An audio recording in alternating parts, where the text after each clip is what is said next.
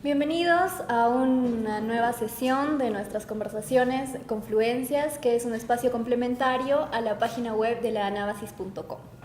En esta oportunidad, como se habrán dado cuenta, no toquen su teclado, no hay nada fallado, hemos cambiado un poquito los roles, porque el 8 de marzo nos ha puesto sensibles y me toca hoy día ser la comandante de toda la conversación que vamos a tener entre Juan Pablo y yo. El tema de hoy día es la actitud crítica y la labor crítica.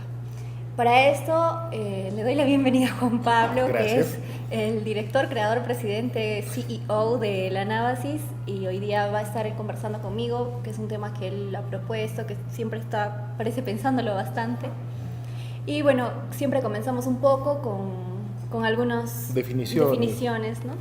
del tema, y quizá como partida podríamos empezar quizá por distinguir la vocación crítica de la creación, que me interesó bastante cuando lo propusiste, porque de verdad sí, ¿no? me Claro. parece muy curioso. Al respecto, y de algún modo creo que vale la pena mencionarlo, si hemos planteado este tema para esta sesión, se debe a que es un tema transversal a los de varios textos que figuran ya en la anabasis.com, y también en los propios intercambios, en los diálogos que hemos tenido aquí en Confluencias. Cuando hablamos de una aptitud crítica y de una vocación crítica, creo que conviene distinguir dos ámbitos, uno para cada uno de los términos propiamente. Por una parte, tenemos una natural disposición a encontrar en la labor de cada uno y sobre todo en el producto de la labor de los demás los elementos funcionales y no funcionales. Me refiero a que de manera más o menos natural nos encontramos bien dispuestos, por labor de la propia inteligencia, de la relación que hacemos entre elementos al observar una obra o el resultado de un trabajo, para comparar, contrastar, analizar todos estos procesos conceptuales. Y el resultado de la evaluación que realizamos por medio de todos estos procesos resulta en una crítica. En tal sentido, la crítica es una herramienta, y es una herramienta de supervivencia, de manera que cuando uno no evalúa aquello que le rodea, no necesariamente lo está aceptando, sino que se resigna a ello y decide ignorarlo. Actualmente, en las instituciones educativas, por ejemplo, se busca mucho generar una actitud crítica, es decir, precisamente la de imbuirnos a todos en un ánimo de, o mejor dicho, en una apropiada disposición a la evaluación permanente. Y esto no es fácil. Y por eso mismo uso el término de evaluación, por eso mismo hablo de estos procesos mentales que permiten lograr un resultado. Eso en cuanto a la actitud y a la disposición crítica. Pero en cuanto a la vocación crítica, tenemos algo que va un poco más allá. En otros diálogos hemos hablado propiamente del término vocación, como el propio término lo dice, una llamada, un llamado, algo que nos invoca desde el interior de nosotros mismos y a través de nosotros, por nuestro contexto y demás, a desarrollar de manera permanente una actividad. Y esta actividad puede ser la crítica, es decir, estar permanentemente atentos al entorno para descubrir en lo que funciona de él y lo que no funciona. Entonces, eso en términos generales. Me interesa esto que dices de la evaluación, porque, ¿hasta qué punto la evaluación, digamos, se torna como algo productivo para la crítica? ¿Y en qué momento se vuelve, digamos, un estorbo por una sospecha generalizada de hay que estar evaluando permanentemente todo tu trabajo, lo que haces, lo que dices, Eso un poco me... Solamente se aprende por necesidad. En realidad, en términos generales, solo se aprende por necesidad. De manera que el miedo, es decir, la necesidad de saber, la necesidad de anticiparse a lo que ocurre alrededor, es uno de los principales motores de toda forma de conocimiento. La curiosidad vendría a configurar de alguna forma el miedo erotizado. Es decir, las ansias y las ganas de saber, obviando un poco el sufrimiento, más no el dolor y la sensación de vida que lo impulsa a uno a querer averiguar más. En ese sentido tenemos que entender algo, ¿no? De acuerdo a todos los enfoques educativos, más modernos, o creo que simplemente más sensatos, sabemos que la evaluación no viene al final de un trabajo. sino que la evaluación es una actividad que se desarrolla permanentemente a lo largo de todo el proceso de aprendizaje. Y aunque parezca que estamos hablando de términos netamente pedagógicos o educativos, estamos hablando en general de apreciación del arte y de supervivencia. Porque la adaptación como capacidad, por ejemplo, elemental para la supervivencia, no es otra cosa que aprendizaje y reaprendizaje. Y por ende, se deben a la capacidad de evaluación del medio y de uno mismo, que es la parte más complicada. Entonces, tú preguntabas, ¿no? ¿Y en qué momento este afán de evaluación, de examinar, se convierte en un estorbo? Cuando la duda es excesiva, cuando el miedo es excesivo. Entonces, creo que conviene recordar también que no existe experiencia más significativa para el aprendizaje que el error. Y la contemplación del error, la aceptación de las posibilidades de falla y de las fallas en sí y sus consecuencias, la capacidad de aceptarlas es un indicador, voy a utilizar un término bastante trivial creo, pero de madurez. Entonces, el hecho de que uno no sepa refrenar, el hecho de que uno no sepa distinguir el momento en el que conviene actuar y asumir las responsabilidades que vengan con la decisión tomada, es pues una muestra de insuficiencia y por ende, como se suele decir en términos empresariales y demás, una oportunidad de mejora, ¿no? Un aspecto de la propia vida en la que hay que mejorar todavía.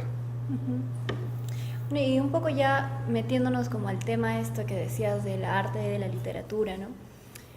¿Cuál es la diferencia entonces entre la crítica y la creación, ¿no? Porque muchas veces un poco se los menosprecia también a los críticos, ¿no? O sea, ¿tú a qué te dedicas? Al arte, ¿y qué eres? Crítico de arte, entonces, ¿no?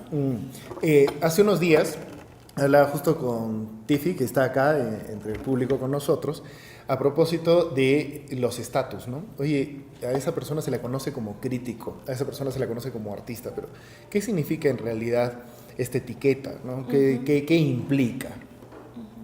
Bueno, entonces vamos a la cuestión del oficio, digamos, ¿no? Y esto tiene que ver con la creación. En realidad, yo me pregunto seriamente si es que no se olvida que cuando uno elabora un texto, clasificar el texto no tiene por objetivo simplemente facilitar su ordenamiento, su búsqueda, su clasificación, el reconocimiento de sus características. Pero en la misma labor de creación, o más bien de invención, la libertad, o mejor dicho, sí, la libertad es un factor determinante. De manera que nos podemos encontrar con textos que podrían haber sido concebidos como una crítica a la sociedad, pero en clave de novela. O incluso textos de crítica literaria, por ejemplo, que resultan valiosísimos de leer como obras literarias en sí mismas, como los trabajos de Edmund Wilson, como los trabajos de T.S. Eliot, como los trabajos de Joseph Brodsky, como los trabajos de Auden, por citar solo algunos, o del Dr. Johnson, ¿no? O del mismo Miguel de Unamuno, etcétera, ¿no? Entonces, me parece que este celo, este menosprecio que tú mencionas de algunos artistas, entre comillas, las comillas no por despreciarlos, ¿no? Sino porque vamos a ver luego de qué se trata esa condición, hacia los críticos, radica en que la labor creativa por sí misma es una apuesta más salvaje, como lo entienden ellos. En cambio, la apuesta crítica es más sesuda. Y esto nos arroja, creo, ya de manera directa a entender qué implica ser crítica. Y la crítica no es solamente encontrar defectos, la crítica no es solamente encontrar virtudes, no es identificarlos y hacer un listado. No. La crítica implica hacer un planteamiento crítico.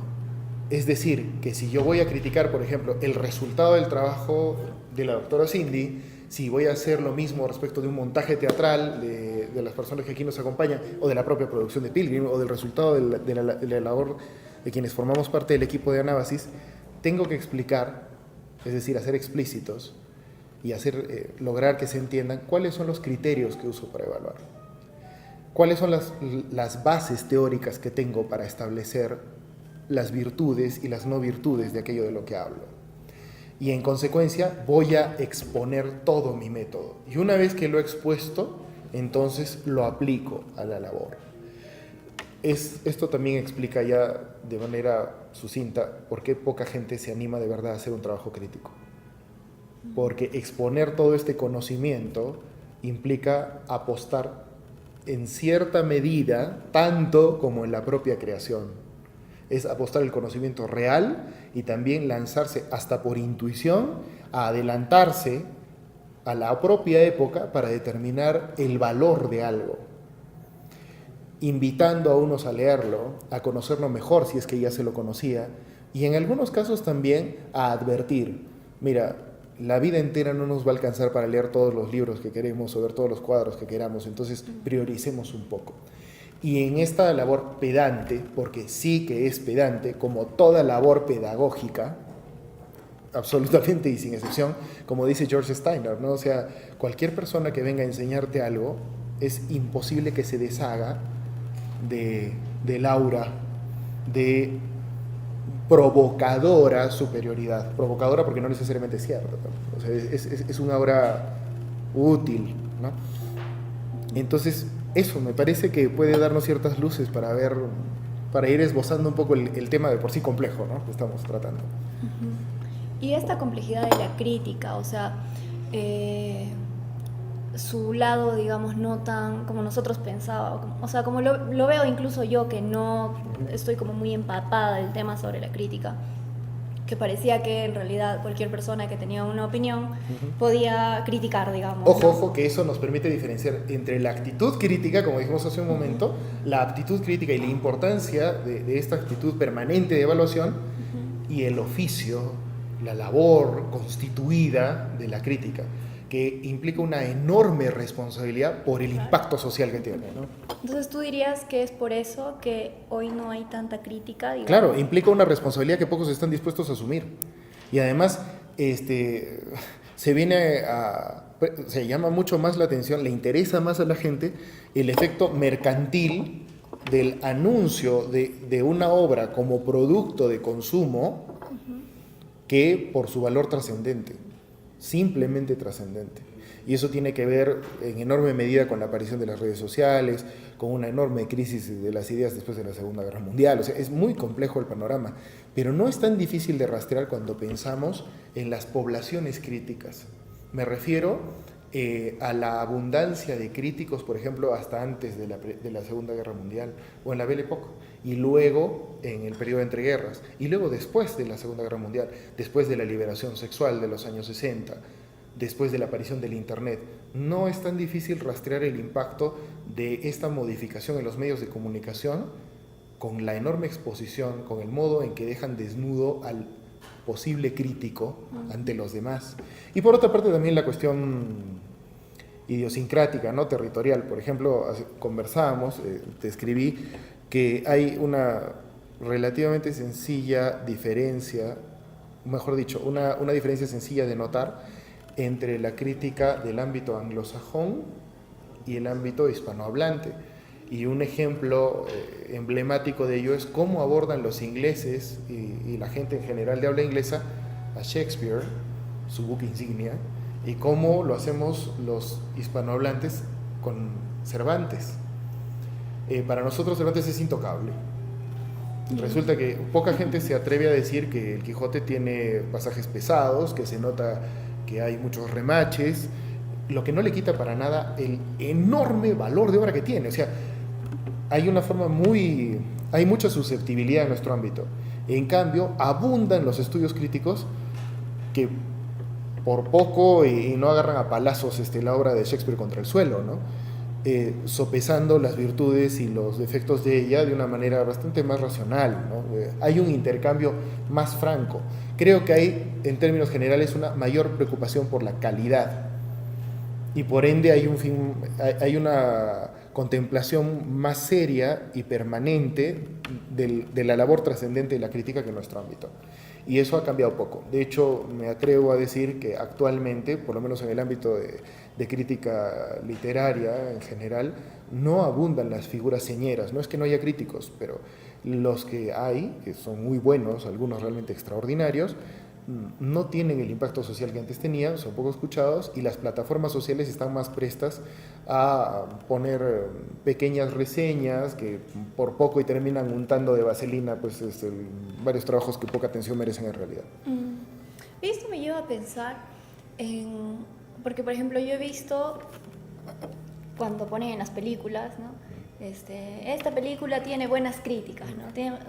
O sea, ¿se puede decir que hay valorizar de esa manera la crítica, así como buena crítica, mala crítica? O en Creo qué que momento? esto tiene dos acepciones, ¿no? Por una parte es decir, ha recibido buenas críticas, refiriéndose a que se trata de críticas favorables, y por otra parte decir que tiene buenas críticas porque han sido buenos los críticos que han hablado de ella.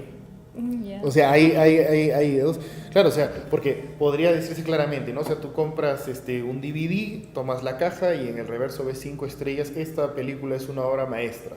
Festival de Cine de Chumbequistán, ¿no? O sea, puede que no se hayan presentado más de 3 filmes en ese festival. Y por otro lado, uno puede encontrar una frase enigmática, como por ejemplo, ¿no? Conviene soportar las 2 horas 15 minutos de este film. Bueno, por lo menos te está dando cierta curiosidad, pero habrá que ver quién lo ha hecho. Existen pocas plataformas que han asumido la responsabilidad de concentrar voces señeras. Por ejemplo, Christopher Domínguez, que trabaja actualmente en Letras Libres, y es realmente un crítico muy interesante, muy agudo, muy sesudo, y de una prosa que muchos escritores de prosa en español desearían dominar como lo hace él, ¿ya? Dice claramente, ¿no? O sea, al final, el New York Book Review, por ejemplo, es un espacio excepcional, una revista que concentra críticos literarios. Eso en nuestro medio hispanohablante es escaso, no es inexistente, pero es escaso y va perdiendo fuerza. Sobre todo porque la gente prefiere información más compacta, ¿no? No me expliques por qué, no quiero pensar, solamente dime, ¿lo compro o no lo compro? O sea, y obviamente, ojo que eso implica una labor crítica, pero la crítica se manifiesta en los porqués, en los cómo. Es decir, como dije hace un momento, en la exposición del método, de las causas, no solo en el titular de tómalo, o eso que a mí me parece realmente muy objetable, ¿no? Poner 5 estrellitas, 5 pancitos, 5 libritos, o sea, para ver si algo es o no valioso. Bueno, entonces ahora que veníamos un poco hablando casualmente acerca del arte y de la carencia, digamos, de la crítica que tú un señalabas. Repliegue, digamos. Me interesa un poco quizás saber tu opinión sobre también el arte conceptual, ¿no? Porque yo he escuchado críticas, digamos, no sé si entre comillas o por ahí que también son opiniones, son cualquier cosa, sobre el arte conceptual que son como muy de burla, muy, no sé, ¿no? Malas críticas saldrían del DVD, digamos. Claro, claro. Entonces, ¿qué relación hay entre la ausencia de crítica y el arte conceptual? El arte, a ver, en términos generales, y es una postura netamente personal, y me voy a permitir ir directamente al juicio, porque ya en otras sesiones, digamos que nos hemos permitido explicar cuáles son los criterios de evaluación, o sea que ya nos expusimos, digamos. Me permito decir que la idea que tenemos de arte en general en la página es de que la propia obra sea elocuente por sí misma, es decir, que la obra sea en sí misma una afirmación, la afirmación de una perspectiva, de una visión, y que sea ofrecida al espectador, al lector, a la persona que la contempla, la experimenta, para cuestionarlo. Que el resultado de ese proceso de comunicación sea un cuestionamiento. En ese sentido, la llamada obra de arte conceptual resulta un fenómeno provocador, porque la obra no es elocuente por sí misma, sino que reserva un amplio espacio para la posible y potencial, para el posible cuestionamiento en la explicación del concepto en el cual se basa. Es decir, necesita el apoyo, el respaldo o el sustento de un rollo, de un montón de palabras, de manera que uno se encuentra pues obras que en mi opinión son ridículas y que de ninguna manera ni siquiera pueden ser clasificadas como arte, de ninguna manera, y que vienen acompañadas de una hoja al costado con términos sumamente enrevesados que pretenden justificar la existencia de ese algo que se está mostrando, por cierto, para atribuirle un valor mercantil, para referir al estatus de aquel que la creó y de aquel que adquiere un dicho producto. Y sí, por supuesto, esto guarda una estrecha relación con el desarrollo o el subdesarrollo de la crítica en nuestro medio y en general, porque una crítica más bien sesuda y rigurosa, insisto, exponiendo los criterios que emplea, podría y creo debería concentrarse en la elocuencia del propio trabajo. Criticar una obra de arte conceptual implica comerse el rollo de la explicación, y entonces conviene preguntarse ¿qué está criticando aquel que aborda la obra de arte conceptual? ¿Es posible realmente desarrollar una crítica? Me parece que no, porque la obra de arte conceptual o la llamada obra de arte conceptual no tiene mucho que decir. Prestarle ese escenario va a derivar en una conversación o en un intercambio sobre el fenómeno del mercado, pero no sobre la obra. Eso es lo que me parece que está ocurriendo, ¿no? A mí quizá me ha interesado mucho un poco lo que has propuesto como tema principal, que es como la actitud crítica y la labor crítica, ¿no? Y que me parece importantísimo porque eso diferencia realmente y le da el estatus a la crítica que, digamos, se merece, ¿no? Porque es también, como tú dices, un oficio, no es sentarse en el Facebook y digitar un par de cosas, ¿no? Y rajar. Y eso, con eso quizá podríamos como ir finalizando, ¿no?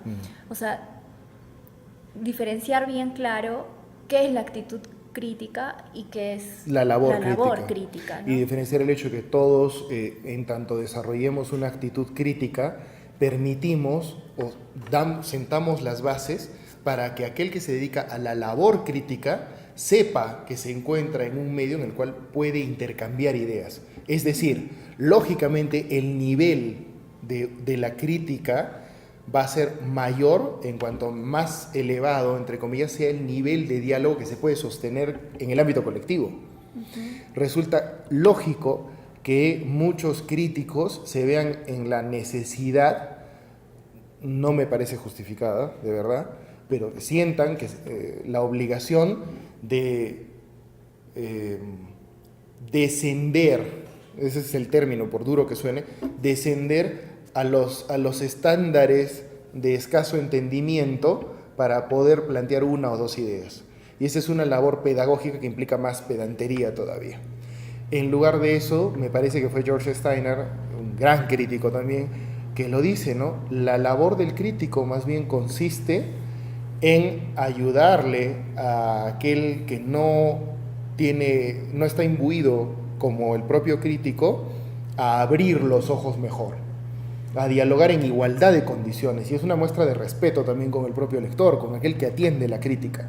En vez de disminuir, de bajar el nivel, es subir al lector, es auparlo allí y decirle, muy bien, toma lo que te sirva de esta propuesta. Y de hecho, ofrezco todo mi planteamiento para que, si no estás de acuerdo, lo digas. Pero me voy a permitir ahora, porque acabo de darme cuenta que he dejado un cabo suelto, una nota respecto de esta cuestión del arte conceptual. Hay obras que, basándose en determinados conceptos, los hacen patentes y evidentes desde la propia obra. Ojo, un ejemplo que se me ocurre rapidísimo, porque el otro día estábamos conversando de ello, es, por ejemplo, en cuanto a música, y hablo de música popular, por ejemplo, lo que pasa con la banda Tool, por ejemplo, ¿no? En que el álbum Lateralus, un álbum extraordinario, las composiciones están basadas en la proporción áurea y en la sucesión Fibonacci, por ejemplo. Pero esta obra es apreciable también para aquel que desconoce tanto la proporción áurea como la sucesión Fibonacci, porque su comprensión incluso emana de la propia obra.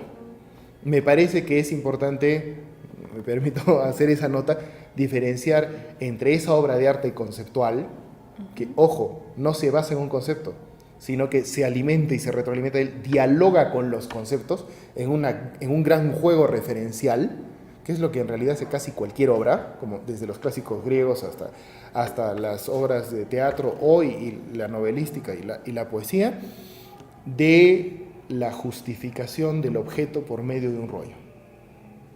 El crítico cumple entonces la la enorme labor de ayudarnos a diferenciar.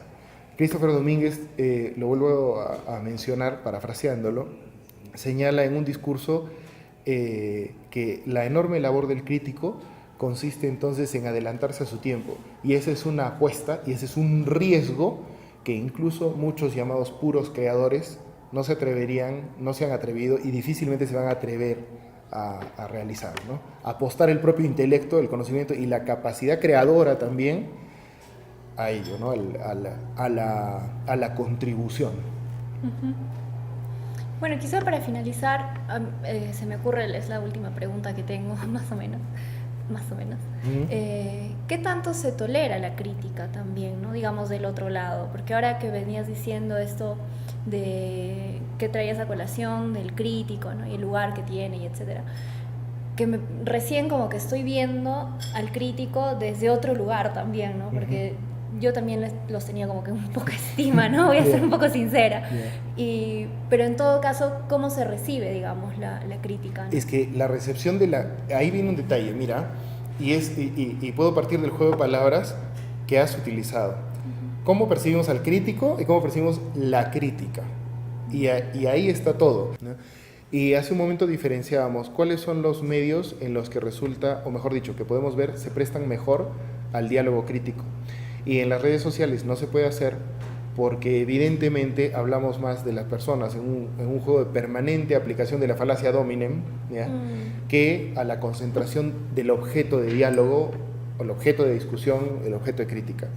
Resulta más o menos fácil deducir que hay autores, sean artistas o no, que es otra cosa, hay autores que obviamente van a asimilar más difícilmente la crítica, y esto creo que guarda estrecha proporción respecto de cuán identificados se encuentran ellos mismos con ese producto de su labor. En tanto ellos sientan que ellos son su obra, el ataque a la obra es un ataque personal, ¿no? Entonces eso tiene que ver con la percepción que tiene uno de sí mismo. Y creo que con eso podemos cerrar un punto que habíamos dicho íbamos a cerrar, que es, en realidad, ¿qué entendemos entonces por un artista, por ejemplo, ¿no? Y el artista, bueno, el término de artista tiene dos acepciones. El de la persona, el del estatus, es decir, el de la sociedad que reconoce al artista como alguien que en dicha sociedad desarrolla la labor de permanente cuestionador, ¿ya? A través de diversas formas de comunicación, no solo de expresión, sino porque si no logra comunicar no ha desarrollado un diálogo. Y por otro lado, el de la vocación, y hay gente que se considera a sí misma artista porque la vocación no le permite sino hacer solo eso. Ana Negro, una gran amiga nuestra, extraordinaria pintora y colaboradora permanente de Anábasis, decía que la vocación es una novia voraz. Es la novia a la que tú no le importas, no importa si tú mueres en el proceso, tu entrega entera es lo que va a exigir de ti. Es así, y ni siquiera sabes qué va a ocurrir en caso fallezcas en el sacrificio, ¿no? En esa entrega. Y creo que eso es plenamente válido. Me refiero a que el artista es artista pese a sí mismo, pese a sus preocupaciones, y porque no puede ser sino otra cosa. Es decir, él es lo que es por afirmación, incontrovertible, ¿no? De manera que me parece muy, muy cuestionable que alguien pueda decir de sí mismo simplemente soy un artista. Me parece que es prudente, en ese sentido, decir que uno se dedica a determinada labor y que la propia sociedad le reconozca la función crítica, la función cuestionadora permanente, y eso será un artista. Una vez más, nos ayudan a reconocerlos los críticos, ¿no? Bueno, Juan Pablo, hemos llegado al final de nuestra conversación. Quiero agradecerte por el don de la palabra, por dejarnos un poco también con preguntas. Sí, con muchas preguntas, porque eso, digamos, es el efecto siempre de la palabra, ¿no? Te hace también un hueco y te manda a buscar, a leer, te causa, digamos, ¿no? Quiero agradecerles a los chicos de Pilgrim, que están siempre en la producción, que hacen videos muy lindos. A Lautrec, por el escenario. Al Café Lautrec, que siempre nos reciben con mucha amabilidad, ¿no? Como que Bueno, y a arriesgan ustedes que mucho, están ¿no? al otro lado de la cámara también, así como quienes están aquí presentes, Tiffy, Arturo y las demás personas que acá nos acompañan, bueno, y darles la bienvenida a las siguientes sesiones, ¿no? Sí, estén siempre al tanto. Y yo sí voy a decir, síganos en... No, Ah, ya. Gracias, chicos. Gracias.